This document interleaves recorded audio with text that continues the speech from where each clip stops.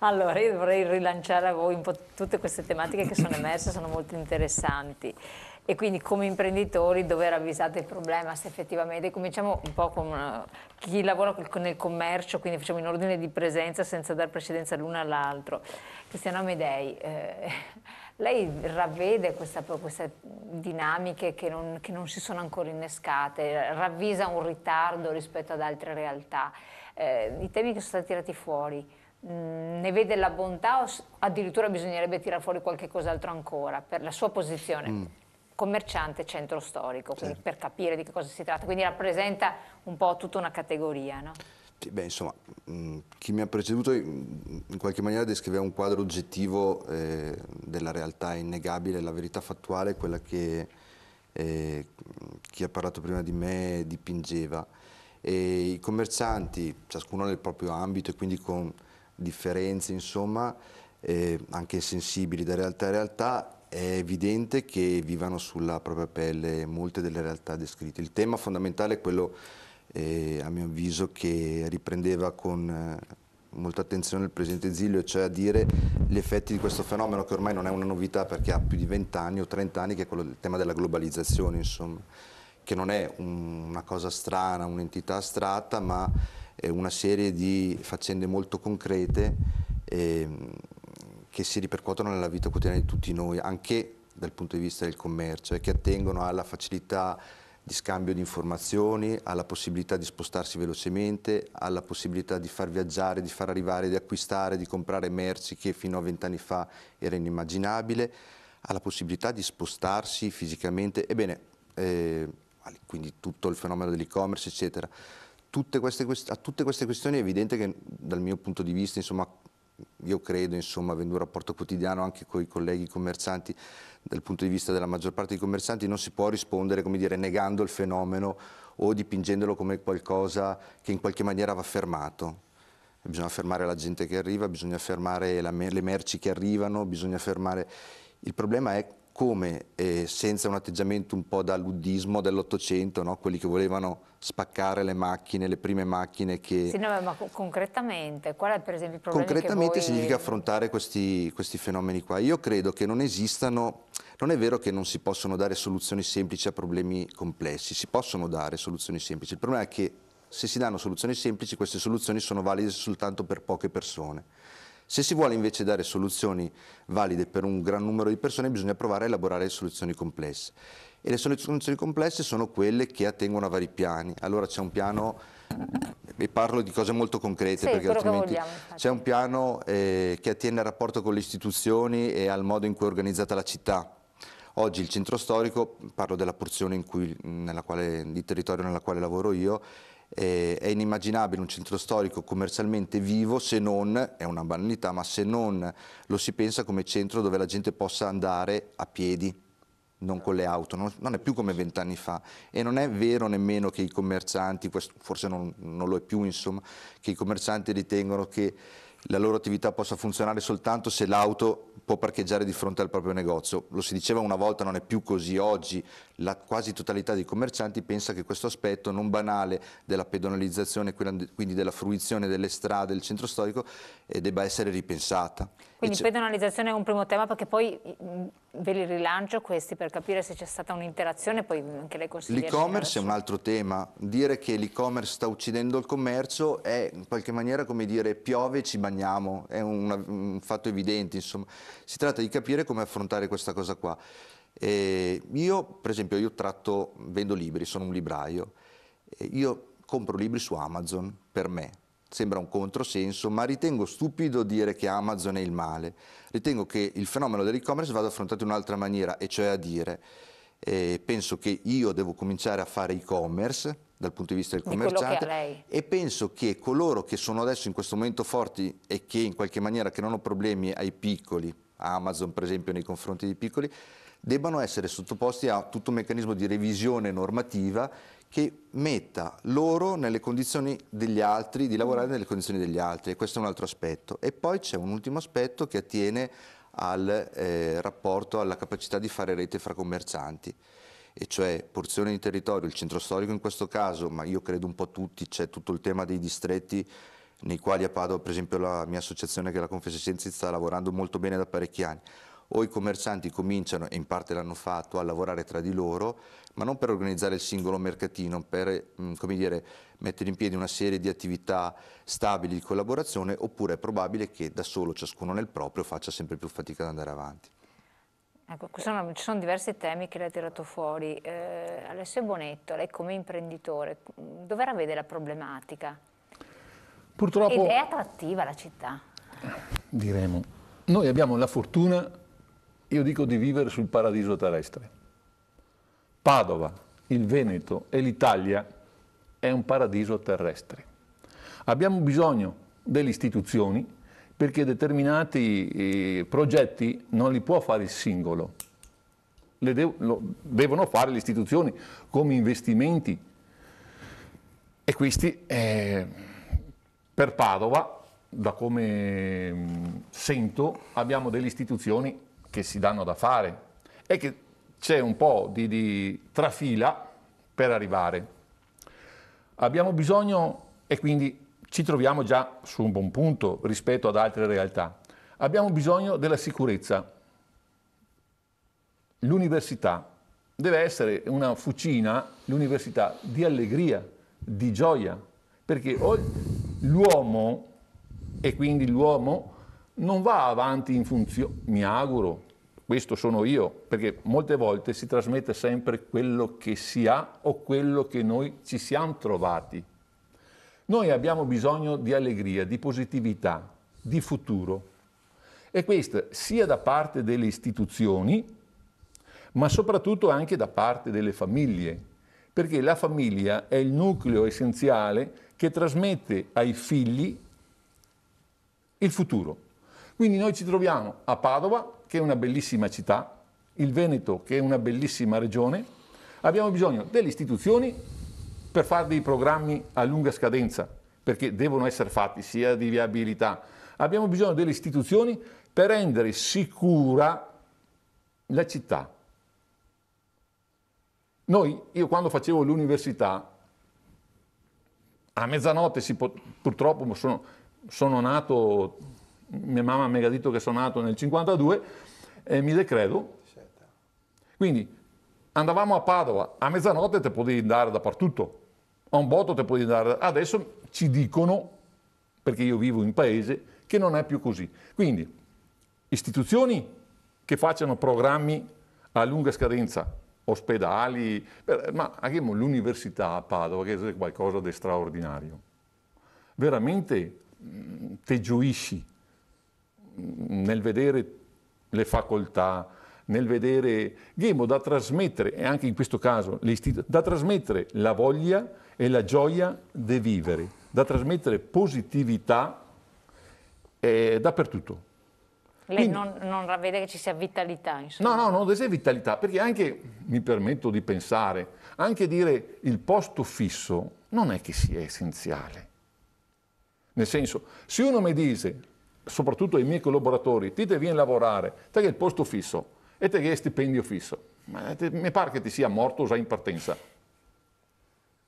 Perché se ti dici, mica ho 20 anni e vado in pensione a 65 anni e so che ho il posto fisso, ti sia un robot. Bisogna essere un po' estrosi, dargli la possibilità, la gioia. E quindi un fattore importante viene fatto proprio dalla sicurezza. Mi voglio passeggiare a Padova come che voglio passeggiare a Vicenza, essere tranquillo. Non vuol dire, aspetta che non fa che la strada ha perché è scura, che a volte non trovi qualche dono. La sicurezza è l'altro tema e partecipazione. E alla base della sicurezza si amplifia tutto quanto. Vediamo cosa ne pensate voi. Prima di passare all'amministrazione, che chiamate in causa più volte, lei invece, direttrice, che cosa ravvede come problematica? Anche per essere di appeal per i giovani, perché a questo punto risulta fondamentale che i giovani vivano la città. E invece, adesso mi convaliderà lei, però parlando anche con enti universitari, non viene vissuta veramente dagli studenti universitari come potrebbe, come dovrebbe. Ma io credo che il tema... Per assurdo Bologna è più universitaria di Padova. Cioè... credo che Padova sia una città viva sul piano delle relazioni, della presenza di giovani che vivono la città per studiare, per imparare, ma soprattutto per avere relazioni sociali. Ecco, lo sviluppo economico passa per lo sviluppo sociale e lo sviluppo sociale è relazione che in un contesto di grande cambiamento come stiamo vivendo tutti, c'è anche un nuovo modo di porsi di fronte a un mercato che è cambiato. Il tema del posto fisso è un tema veramente anacronistico, nel senso che non esiste più il posto fisso, ma esiste il percorso professionale da intraprendere, anche perché le transizioni oggi non sono più le transizioni canoniche di un tempo, da scuola media a scuola superiore, da scuola superiore università o da scuola superiore a lavoro, ma 1000 transizioni legate lungo l'arco della vita che trovi a dover affrontare, e per affrontare devi essere competente. Quindi credo che in questo grande cambiamento tecnologico, ma cambiamento anche sociale, relazionale, climatico, il tema della competenza sia un tema core, chiave, sulla quale è necessario riflettere, che poi non sono solo le competenze professionali, ma sono anche le competenze per la vita, le competenze sociali, quelle che sono chiamate oggi soft skill, le competenze trasversali che sempre più oggi l'impresa chiede. E un'impresa è in un contesto territoriale, in una comunità, è in una comunità civile al quale è chiesto di creare sviluppo. Soprattutto il tema dello sviluppo non è più legato al PIL di un paese, è legato al BES, che sono il benessere ecosostenibile, quindi è ridisegnato dentro anche alcuni indicatori di benessere della persona. Quindi star bene, vivere bene in una realtà, insomma, in un Esatto. territoriale. Si vive bene nella realtà cittadina dove lei sta? Io sono padovana da sempre, amo Padova e credo che Padova abbia bisogno in questo momento storico di, come diceva molto bene i partecipanti a questo momento di discussione, abbia bisogno di ritrovare valore in alcuni posti di cultura, storici, di arte, perché ne abbiamo un patrimonio che va trasmesso dalla famiglia ai figli, ma anche ai giovani che sono qui. Vivere in una città ti permette anche di capire le tradizioni, il contesto economico, ma prima di tutto il contesto culturale, e Padova è una città di cultura e questo deve mantenersi. Ecco, rapporti con le istituzioni, secondo lei c'è questo problema che bisogna intensificarle, renderle più rapide, più immediate? Cioè, che ruolo hanno le istituzioni? Perché sono state chiamate in causa cittadine, naturalmente, amministrazioni cittadine, più volte dai nostri interlocutori. E gli imprenditori poi, quando ne parlano, affannano. Sì, abbiamo toccato decine di temi, secondo me, partendo dall'aspetto sociale, all'aspetto economico, l'aspetto istituzionale. E purtroppo sono state dette tutte cose vere. Dico purtroppo perché soprattutto... Sicurezza. E anche sicurezza, sì. Soprattutto noi giovani ci stiamo trovando in una fase di transizione, secondo me, molto più forte rispetto a altri periodi storici. Fase di transizione nella quale ci troviamo ad avere orari di lavoro maggiore, con stress maggiori. Il posto fisso non esiste più, ormai abbiamo dato per scontato questa cosa. La viviamo anche, stiamo imparando ad accettarla, a viverla con meno angoscia, questa cosa. Però provo a focalizzarmi su un tema che è stato già citato, che secondo me è il più importante di tutti, ed è il tema del network. Perché funziona Amazon? Cioè, perché funzionano meccanismi nei quali si può andare a comprare qualsiasi cosa? Amazon funziona perché un sito contiene al proprio interno tutte le informazioni possibili, quindi mette in condivisione informazioni che si possono trovare in tutto il mondo. Amazon ha quindi la parte di marketing che funziona bene con la parte logistica, che funziona bene con la parte di operations in generale. Quindi Amazon non è un'azienda di per sé, non è un gruppo di persone che lavora da solo, ma è un'azienda che è riuscita ad esternalizzare certe cose, a lavorare in network, a mettere insieme informazioni e a dare il miglior servizio possibile alla cittadinanza digitale, chiamiamola così. Caliamoci sulle città allora. In un centro storico che è meno frequentato, in cui le persone vanno meno a comprare o frequentano meno i luoghi, c'è bisogno sempre di più, una città come Milano lo fa bene e altre come Padova forse si fa meno bene, c'è bisogno di fare network, nel senso di anche attività commerciali che sono in competizione tra di loro, possono e già lo fanno, organizzarsi insieme per creare delle nuove luminarie, migliorare il quartiere che c'è vicino a loro, organizzare insieme delle manifestazioni. Qui interviene la politica. La politica sicuramente deve ridurre la burocrazia con la quale anche i commercianti e anche le istituzioni più attive fanno difficoltà a mettere in atto meccanismi di questo tipo. Una prima cosa che stiamo facendo in centro adesso è per esempio la rivitalizzazione del San Gaetano, il centro culturale San Gaetano. L'altro ieri sono stato in centro di domenica, c'era tantissima gente la domenica pomeriggio, però i giovani escono un po' meno perché col fatto che via cellulare possono fare tutto quello che vogliono, possono vivere le relazioni, possono comprare, possono fare praticamente tutto e stanno fermi a casa. Soprattutto i giovani hanno bisogno di stimoli, quindi bisogna all'interno della città che le istituzioni insieme con, e qui rientra in gioco il network, le istituzioni insieme con le associazioni di categoria e i commercianti organizzino insieme delle cose e rendano la città, a partire dal centro storico, sempre più appetibile, perché una persona poi quando esce visita un luogo per una mostra d'arte o per andare a teatro, poi va vicino nell'attività commerciale, allora in questo senso il centro diventa vivibile. Si allaccia al vivibile. discorso della cultura. Questo è molto interessante, dopo le ridò anche la parola a Maurizio Francescone. È vero, è stata citata Milano, perché Milano è emblematica, perché ha avuto una rigenerazione anche abbastanza veloce, insomma tutto sommato, dopo un periodo di stantio, però è vero, io sono stata il weekend scorso proprio a Milano e ho notato che è pieno di giovani, per esempio, cioè il centro storico anche all'1:30, 2, 3, negli orari canonici del pasto in cui magari Padova si disertifica, abbiamo una città di Milano che è piena, pullula di giovani fino a notte inoltrata.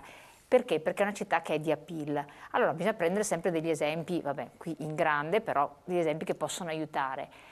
Diceva il consigliere, bisogna essere attrattivi anche per questi giovani, perché i giovani sono tutto quello che riguarda il futuro, le attività, sono i possibili anche consumi, vabbè, se avessero un lavoro possono anche consumare di più. Ma secondo lei che cosa bisogna fare appunto per essere attrattivi per i giovani e non diventare una realtà per vecchi? Questo lo chiedo a lei. La stessa domanda vorrei che mi rispondesse per il Presidente Zilio e Gianni Potti. Ognuno per il proprio occhio prosettico, naturalmente. Comincio io? Sì. Grazie. Ma io credo che, prima di tutto, io credo che sia un grande contributo a quello che stiamo dando già oggi rispetto a quelli che sono i temi che si apriranno da lunedì in questa 5 giorni del San Gaetano, perché utilizziamo il San Gaetano come emblema di questa volontà, no? di ridiscutere, di mettere insieme una serie di cose. E qui ci muoveremo proprio per quello che dicevi tu prima, ci muoveremo su due grandi livelli. Da un lato quello che diceva il Presidente Zilio, quello che diceva Gianni, e cioè sul fatto che c'è la necessità di una progettazione che miri a dare veramente delle risposte progettuali non a breve ma a media perlomeno, no? Distanza per quanto riguarda Padova, e parliamo dell'accessibilità, parliamo degli interventi che stanno arrivando importanti, l'ospedale, la terza linea del SIR, del tram, ma anche tutta una serie di aspetti, l'università stessa. Ma quando si parla di capacità di accoglienza, ecco, facciamo un esempio che riguarda l'università. Quando noi parliamo di alcune, e se dobbiamo pensare pensiamo in grande, giustamente, Cambridge, non si dice Università di Cambridge o di Oxford, si dice Oxford. L'università significa che Padova vuol dire università, altrimenti hai ragione tu, ma Padova Università non significa che abbiamo delle eccellenze universitarie e basta. Significa che quando uno viene a scegliere o va a scegliere una sede universitaria lo fa per tanti motivi, lo fa perché ci sono delle eccellenze di facoltà e ce ne abbiamo, e di questo credo che abbiamo poco, no, da ridiventare competitivi lo siamo abbondantemente. Ma è una città anche che ti piace, insomma. Ma occorre che la città ci piaccia, che sia accogliente, che abbia la sicurezza. Io se mando mio figlio all'università voglio che sia in un ambiente sicuro, voglio che ci sia anche un ambiente accogliente per mio figlio. E questa accoglienza la si fa mettendo insieme tutti i soggetti. Ecco, cito anche il progetto perché ha queste caratteristiche il progetto. Da un lato una riflessione su quelli che sono i temi che abbiamo detto prima, lo affronteremo con due iniziative, una martedì sera e una, mi sembra, giovedì pomeriggio. Ma nel rimanente cerchiamo di affrontare questo. Cosa significa rendere accogliente per un ragazzo che arriva a studiare qui a Padova? Significa avere dei locali, non che lo riempino di liquori, ma avere dei locali dove può andarsi a divertire, avere degli incontri, avere una certa società, conoscere la città. Fare questo significa preparare e formare chi gestisce quei locali e i dipendenti di quei locali. Questa è una traccia del progetto. Avremo un docente simpatico che si chiama Andy Luotto Però questo sarà uno dei canali che vogliamo andare. Partiremo la settimana prossima, ma sarà un canale che prosegue per l'intero 2018 con i titolari di imprese di ristorazione. Ne avremo un altro che riguarda la valorizzazione culturale dei centri, dei commercianti, delle attività del centro storico. Perché la sfida che dobbiamo cogliere è questa. Noi sicuramente dobbiamo rendere attrattiva la città sotto l'aspetto della capacità di accoglienza, della bellezza, dell'aspetto culturale, ma deve essere competitiva anche sotto l'aspetto commerciale, perché io posso invogliare il giovane a venire nel centro storico perché lui ha dei libri bellissimi e delle stampe storiche favolose, però se poi questo va su Amazon e me le trova più conveniente, lui diventa solo uno sportello di Amazon. Ecco che allora la sfida che dobbiamo lanciare è quella che anche all'interno di un centro storico, con i costi e le differenze che ci sono, i prodotti devono diventare competitivi, i servizi devono diventare competitivi. Questa è la sfida che stiamo cercando di fare, lo faremo con una serie di iniziative. Pensate, uno degli aspetti, una delle cose con cui lavoreremo insieme con la Camera di Commercio è quella di una crescita culturale dei dipendenti pubblici sul come si parla con le aziende. Comune di Padova, Comune di Venezia, perché non c'è solo Padova, il problema è abbastanza più ampio, Camera di Commercio, su come si parla con le aziende pubbliche, tra l'altro sarà proprio la Camera di Commercio protagonista prima su questo, perché non è facile per un dipendente pubblico che ha il concetto del posto fisso, scusatemi ma ha ragione lui, ha il concetto del posto fisso, misurarsi con l'imprenditore e con i giovani come te che invece hanno altri obiettivi nella vita. No? E quindi anche questo, un tema di come ci si rapporta il dipendente pubblico su questo, è uno dei temi che stiamo sviluppando, durerà un anno e mezzo, tutto il percorso che stiamo facendo, però parte e vogliamo che inizi da questo tipo, ma con questi due precisi obiettivi, da un lato una progettualità ampia che dia questi risultati, dall'altro, uso un termine forse scorretto, la crescita culturale di chi lavora costantemente, quotidianamente all'interno di un'area urbana. Assolutamente. Do la parola anche a lei, Presidente Zilio, prima andiamo rapidamente in pubblicità, così dopo abbiamo modo di parlare tranquillamente. A tra poco.